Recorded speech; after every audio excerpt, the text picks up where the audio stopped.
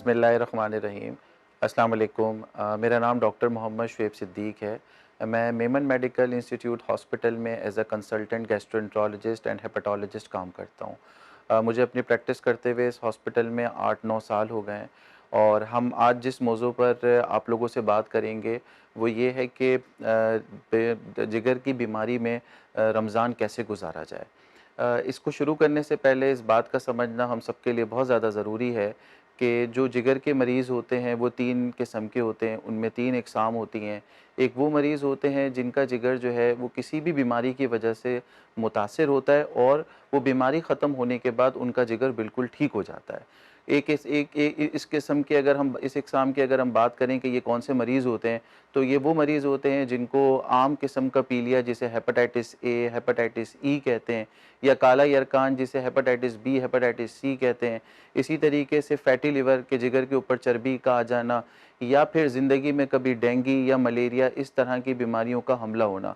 इनकी वजह से इनका जिगर वक़्ती तौर पर बहुत ज़्यादा मुतासिर होता है और उसके मुतासिर होने की वजह से वक़्ती तौर पर जो है वो जिगर के जो एंज़ाइम्स एलएफटीज़ जिसे हम लिवर फंक्शन टेस्ट बोलते हैं वो सब के सब ख़राब होते हैं।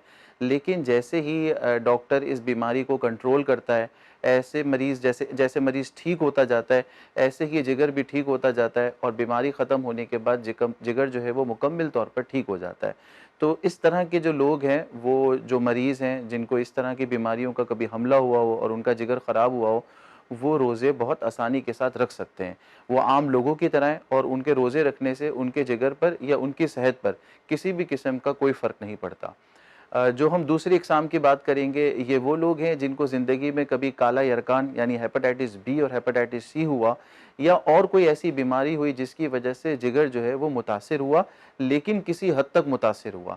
ऐसे लोगों की बीमारी मौजूद भी रहती है और उसकी वजह से जो जिगर मुतासिर हुआ है वो मर्ज़ भी मौजूद रहता है।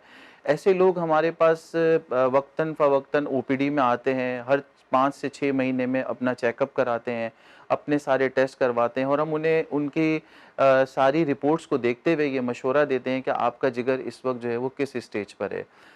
ऐसे लोग जो इस कैटेगरी में आते हैं जिनको पता है कि उनका जिगर बहुत ज़्यादा मुतासिर नहीं है, वो रोज़े रख सकते हैं, लेकिन ये बात बहुत ज़्यादा ज़रूरी है कि वो रोज़ा रखने से पहले अपने डॉक्टर्स को दिखाएँ और अपने सारे टेस्ट करवाएँ और फिर अपने डॉक्टर के मशवरे से रमज़ान के रोज़े गुज़ारें।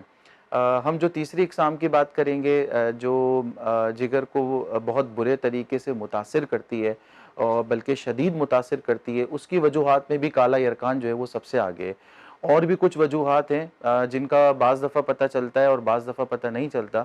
लेकिन ऐसे मरीज़ जिनका जिगर जो है वो हेपेटाइटिस की वजह से, काले यरकान की वजह से बहुत ज़्यादा ख़राब हो, मुतासिर हो, ऐसे लोग जो है वो रोज़ा नहीं रख सकते।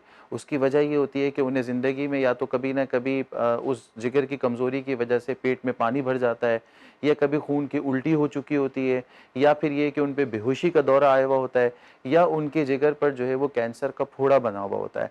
ऐसे लोग जिनका जिगर इस हद तक मुतासिर हो कि उनमें ये सारी अलामात ज़ाहिर हो चुकी हों, ऐसे लोग जो है अगर रोज़ा रखते हैं तो क्योंकि जिगर ठीक तरीके से काम नहीं करता, उसकी वजह से उनमें शुगर की कमी जिसे हाइपोग्लाइसीमिया बोलते हैं, ये अटैक्स होने के चांसेस होते हैं। और अगर ऐसे मरीज़ों को रोज़े के दरमियान में हाइपोग्लाइसेमिक अटैक्स हों, तो वो बहुत बहुत ज़्यादा मुतासिर करते हैं, बल्कि वो बाज़ दफ़ा जानलेवा साबित होते हैं। तो ऐसे लोग जो है वो अपने डॉक्टर्स को मुस्तकिल दिखाते रहें और उनकी जो है वो मशवरे पर अमल करते हुए अपना इलाज को जो है वो जारी रखें। उसके अलावा जो है वो अगर हम खुराक के हवाले से बात करें रमज़ान के अंदर, तो रमज़ान के अंदर हमें अपनी सेहत का ख़ुद ही बहुत ख़ास ख़्याल रखना होता है। बाज़ लोग रमज़ान में इफ़्तार के वक़्त में ये भूल जाते हैं कि हमें क्या चीज़ें हैं जो सेहत की लेनी चाहिए और क्या चीज़ें हैं जो नहीं लेनी चाहिए। ख़ास तौर पर हमारी सोसाइटी में जिस तरीके से तली हुई चीज़ें जिन्हें डीप फ्राइड बोलते हैं कि भई जैसे पकोड़े हो गए, समोसे हो गए, यानी ये लाज़मी हिस्सा होता है इफ़्तार के वक़्त का। इन सब चीज़ों को जो है वो हमें बिल्कुल सादगी पे लाना चाहिए। हमें ये कोशिश करनी चाहिए कि हमारी जो खुराक है, जो टाइम है उसमें एक स्पेसिफ़िक सा एक गैप होना चाहिए। 2 दफ़ा का मील होना चाहिए, 3 दफ़ा का मील नहीं होना चाहिए और उसके साथ-साथ जो ख़ास तौर पर वॉक है, एक्सरसाइज़ है, इन सब चीज़ों पर जो है वो ख़ास तवज्जो देनी चाहिए। अगर हम इन सब चीज़ों को मद्देनज़र रखेंगे, ये वो मैसेजेज़ हैं जो आम आदमी जो जिगर के मर्ज़ में मुब्तला नहीं है, या वो ख़ास लोग जो जिगर के मर्ज़ में मुब्तला है, उन सब के लिए अगर वो इन हिदायत पर अमल करेंगे, अपनी खुराक को सादा रखेंगे, पानी का इस्तेमाल ज़्यादा रखेंगे, अपनी खुराक में फ्रूट्स का इस्तेमाल बढ़ाएँगे, जूसेस का इस्तेमाल बढ़ाएँगे और सादा खानों पर आएँगे, तो उससे उनकी सेहत किसी भी तरीके से मुतासिर नहीं होगी। हम यहाँ पर जो है वो रोज़ाना मौजूद होते हैं, मंडे टू सैटरडे सुबह 10 बजे से लेके 12 बजे तक डेली क्लिनिक्स होती हैं।